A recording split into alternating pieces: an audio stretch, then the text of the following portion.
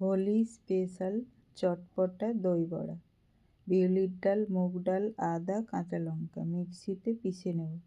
এরপর আন্দাজ মতো নুন দিয়ে 3-4 মিনিট ফেটিয়ে নেব। সাদা তেলে এইভাবে সব বড়াগুলো কড়া করে ভেজে প্লেটে তুলে নেব। এরপর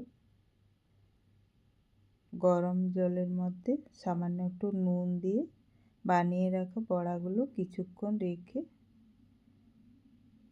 হাতে জল ঝরিয়ে নুন চিনি দিয়ে টক দইয়ের মধ্যে দিয়ে কিছুক্ষণ রেখে প্লেটে তুলে নেব। তার ওপরে তেঁতুলের মিষ্টি চাটনি ভেজে গুঁড়ো করে জিরে, শুকনো লঙ্কার গুঁড়ো, ধনেপাতা কুচি, কাঁচা লঙ্কা কুচি, টমেটো মিষ্টি চাটনি দিয়ে সাজিয়ে দেব। রেডি হয়ে গেল দহি বড়া।